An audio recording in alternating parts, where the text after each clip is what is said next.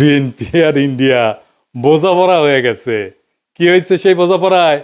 সেটা হইতেছে যতদিন আপা চট কইরা ঢুকে না যায় ততদিন পর্যন্ত বিএনপি ভারপ্রাপ্ত আওয়ামী লীগ হিসেবে কাজ করবি। ভারপ্রাপ্ত আওয়ামী লীগ, আমি কই বৃহত্তর আওয়ামী লীগের বিএনপি শাখা। সেই জন্যে ইন্ডিয়ান মিডিয়া উঠে পড়ে লাগিয়েছে বিএনপিকে ক্ষমতায় নিয়ে আসতে। ইন্ডিয়ান মিডিয়া খবর দেখে এটা, হ্যাঁ, আনন্দবাজার পত্রিকায় সে লিখিচ্ছে খালেদা পুত্রের সম্বল নয়াদিল্লির বন্ধুত্ব মুক্তিযুদ্ধ। কি লিখেছে সেটাও কালে গুরুত্বপূর্ণ। এনা পড়ে শোনায়, পুরাটা না, কিছু অংশ বিএনপির নেতাকর্মীরা আপনারাও শুনেন। ওটি লিখিচ্ছে মুক্তিযুদ্ধ এবং ভারতকে পুঁজি কইরা প্রায় 1.5 যুগ পরে দেশের মাটিতে পা রাখতে চলেছেন খালেদা জিয়া পুত্র তথা বিএনপির ভারপ্রাপ্ত চেয়ারম্যান তারেক রহমান।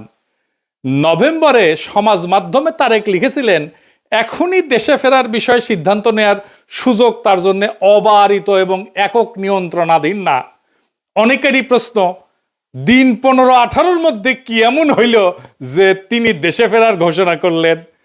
বাস্তব হইল, মানে এখানে কইছে কেন দেশে ফেরার ঘোষণা করলেন, এটা কইছে এখানে বাস্তব হইল নয়াদিল্লির সমর্থন অনেকটাই নিশ্চিত করে ফেলেছেন বিএনপির ভারপ্রাপ্ত চেয়ারম্যান।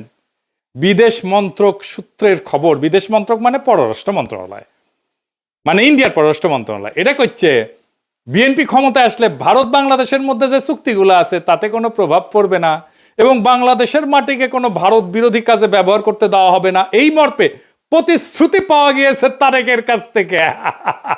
কি মজা! ভারতের গোয়েন্দা সূত্রের বক্তব্য, ঢাকাকে পাশে পেতে নয়াদিল্লিরও দরকার বিএনপিকেই, কারণ কর্মকাণ্ড নিষিদ্ধ হয়, ভোটে লড়তে পারছে না আওয়ামী লীগ। তাই বাংলাদেশে কট্টরপন্থীদের বারবারন্ত আটকাইতে পারে একমাত্র বিএনপি। নির্বাচনের মাধ্যমে খালেদার দল ক্ষমতাসীন হইলে বাংলাদেশে ভারত বিরোধী তৎপরতায় রাশ টানা যাবে। তাই আওয়ামী লীগের সঙ্গে সখ্য থাকা সত্ত্বেও অবস্থা বুঝে ব্যবস্থা হিসেবে তারেকের পাশে থাকতে হচ্ছে নয়াদিল্লিকে। মাশাআল্লাহ! তাইলে তারেক রহমানের দেশে ফেরার সিদ্ধান্তটা ঝুইলা ছিল ইন্ডিয়ার সাথে বোঝাপড়ায়। আমি নিউজটা বাইর হওয়ার পরে কয়েকদিন দেরি করেছি এপিসোড করতে। আরে ক্ষীণা আশা ছিল যে বিএনপি হয়তো এই সংবাদের প্রতিবাদ জানাবে, জানাইছে, জানায় নাই। তার মানে প্রত্যেকটা শব্দ এই নিউজের সত্য। আর একটা ইন্টারভিউ দেখায় সুবীর নন্দীরা চেনেন তো, উই আসলে রয়ের স্পোক্সম্যান, মাউথপিস। রজা বলতে চায় বাংলাদেশ নিয়ে, তারাই দিয়ে বলায়। সে কি বলতেছে শুনেন। ভারত বাংলাদেশে কোন সরকার চাইবে? খুব সোজা উত্তর আমি তোমায় দিয়ে দিচ্ছি। Awami League is not in election, next best option is BNP, obviously not Jamaat. তারা অলরেডি 50 লাখ লোক নিয়ে জেহার টেয়াদের হুমকি দিচ্ছে, ফলে জামাত অবভিয়াসলি ইন্ডিয়া চাইবে না। অত অনেক কথা, ডিপ্লোম্যাটিক কথা বলে তো লাভ। কানেকশনটা হচ্ছে 71। আমরা একসাথে, আমার সৈন্য এবং মুক্তিযোদ্ধারা রক্ত ঝরিয়েছে, সেই সুবাদে Awami League. This is the historical fact. তো এই জায়গাতে হঠাৎ করে আজকে অন্য কিছু ডাইনামিক্স চলে আসবে, এটা তো আশা করাটাও ভুল। কিন্তু যে গভর্নমেন্ট আসবে তার সাথে ইন্ডিয়াকে তো ডিল করতে হবে। শুনেছেন তো? এইবার আরেকটা দেখেন। তারপরে বিএনপি ভারতের পক্ষে এখন যে মুহূর্তে যতগুলো রাজনৈতিক প্রতিষ্ঠান আছে তার মধ্যে বিএনপি সব থেকে বেশি প্রো ইন্ডিয়া স্ট্যান্ড নিতে শুরু করেছে এবং বাণিজ্যের জন্য সহায়তা করবে বলছে। এখন এই অবস্থায় বিএনপির সাথে জামাতদের ঝগড়া হয়ে গেছে এবং জামাতকে তারা অত আসন দিতে চাইছে না। ভারত জামাতকে এই মুহূর্তে চায় না যে জামাত ক্ষমতায় আসুক, বরং বিএনপি ক্ষমতায় এলে ভারতের নিয়ন্ত্রণ করতে সুবিধা হয়।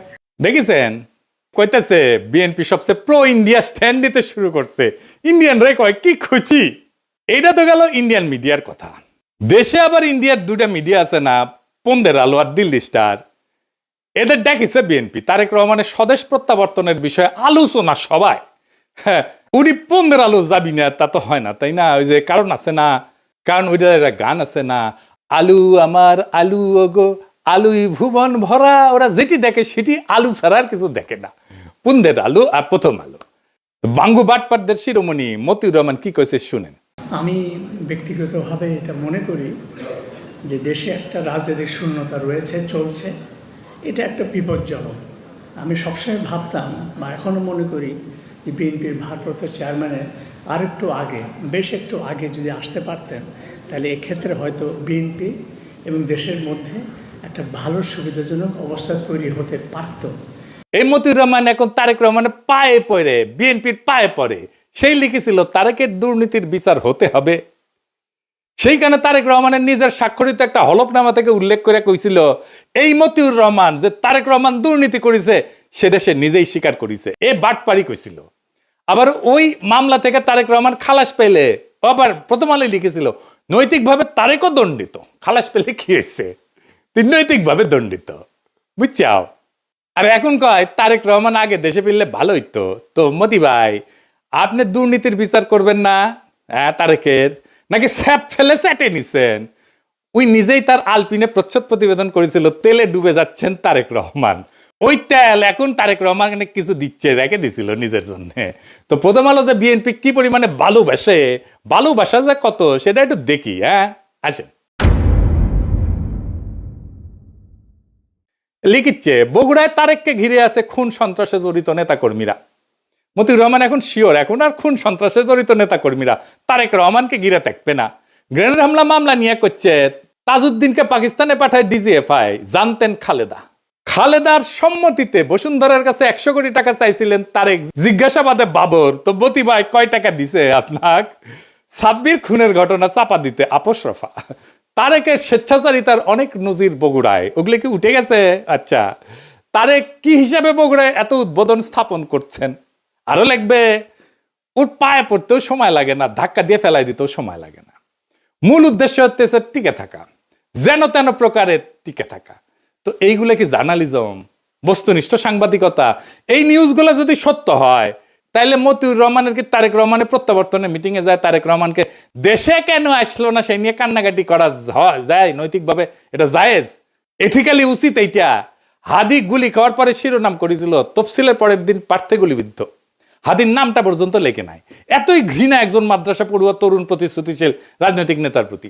এই যে প্রথম আলোর মজলুম ঘৃণা আর তেলা মাথায় তেল দেওয়া, এটা কি বার্তা দেয়? বার্তা দেয় এটাই যে আপনি শক্তের ভক্ত, নরমের জম। তাইলে তো আপনার সাথে গায়ের জোর দেখাবেই মানুষ, গায়ের জোরেই কথা কবে মানুষ।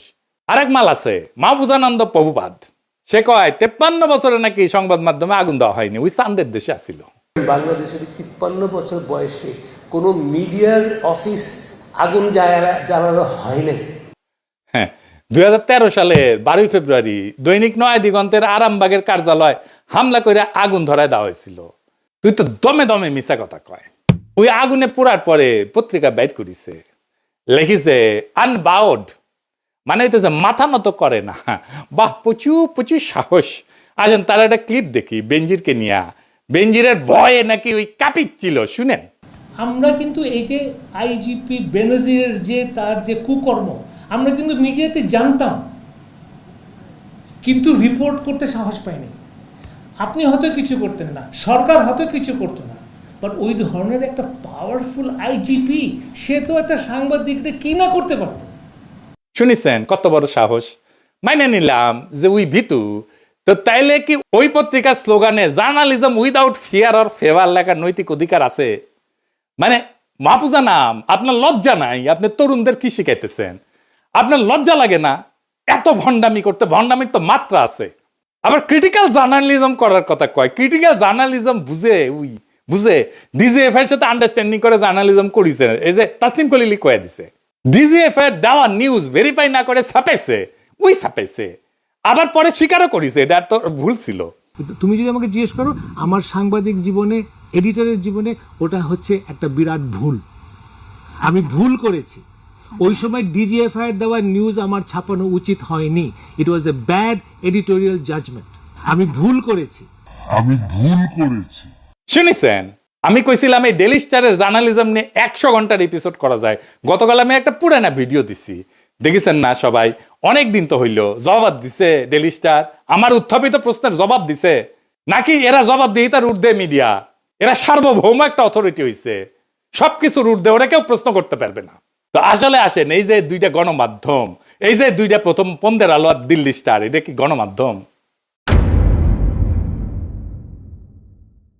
গণমাধ্যমের ভূমিকা বুঝতে হলে আমাদের দুইটা জিনিস বুঝতে হবে, ট্রুথ এবং ফ্যাক্টস। সত্য কি এবং ঘটনা কি। ফ্যাক্টস হইতেছে মানে ঘটনা হইতেছে আমরা পরিষ্কার যেটা দেখছি হাদিস জানা যায় লাখ লাখ মানুষ হয়েছে না, 10 থেকে 15 লাখ মানুষ হয়েছে, আমরা সবাই দেখছি কয়েকদিন আগের ঘটনা। কিন্তু জানাজার ট্রুথ, সত্য তৈরি করা ট্রুথ মেকিং মেশিন কি? পুন্দের আলো আর ডেইলি স্টার। আমরা চোখের সামনে দেখলাম 10 থেকে 15 লাখ লোক। দিল্লি স্টার লিখেছে শয়ে। আজকের ঘটনা যদি ইতিহাসে আদৌ স্থান পায় তাহলে এটা স্থান পাবে পুন্দের আলো দিল্লি স্টারের বিবৃতিতে কি আছে সেটা দিয়া। দিল্লি স্টার লিখছে শত হাজার না, লাখ না, শত ওই যে হাদি না, একজন প্রার্থীকে লিখেছে। এটাই থেকে যাবে ইতিহাসে। আমাদের আবেগ হাদিকে নিয়ে আজকে যে এটা 50 বছর পরে সেটা থাকবে না, কারণ আমরা অনেকেই থাকবো না, অনেকে জানবেই না এই ঘটনা। তখন থাকবে এই পত্রিকার ট্রুথ যেটা লিখেছে ওরা।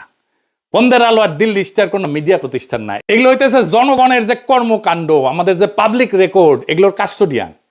আমাদের দৈনিক, আমাদের যে বাস্তবতার উপাখ্যান, এইটা রচনা করে পুন্দের আলো আর দিল্লি স্টার।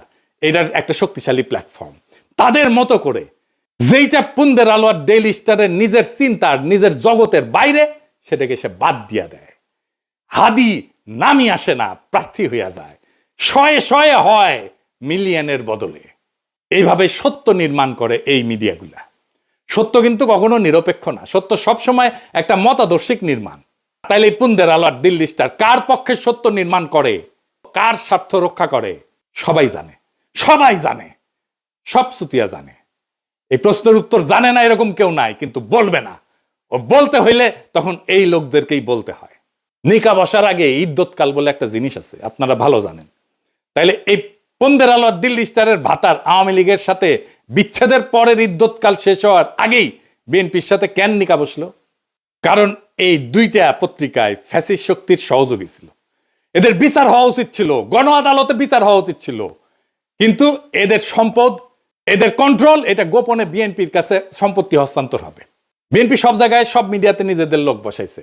কালের কণ্ঠে কে সম্পাদক, বাংলাদেশ প্রতিদিনে কে সম্পাদক, 8 টিভিতে কে শেয়ার নিছে, 71 টিভিতে মালিকানা নিছে কে, সব বিএনপি। নাম কইলাম না আজকের। তারা ভাবিছে নিরাপত্তা দিবি বিএনপি। খারান আইসেনি, আমি না ঘোড়ায় আসবো, ঘোড়ায়। আপনাদের জন্য আসার আমার টাইম নাই। এডিটর সাহেব ঘোড়ার হাসিটা দেন। যাদের প্রোটেকশনের আশায় আছেন তাদের কয়টা ক্লিপ দেখাই। মির্জা আব্বাসরে দেখেন।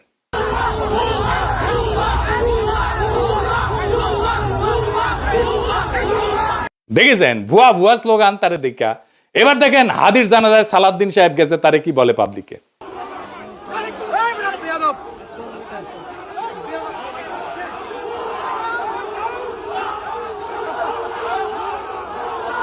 দেখেছেন এটিও ভুয়া স্লোগান। এবার দেখেন ফিরে যেতেছে সালাউদ্দিন, সেটিও দেখেন কি ভুয়া স্লোগান।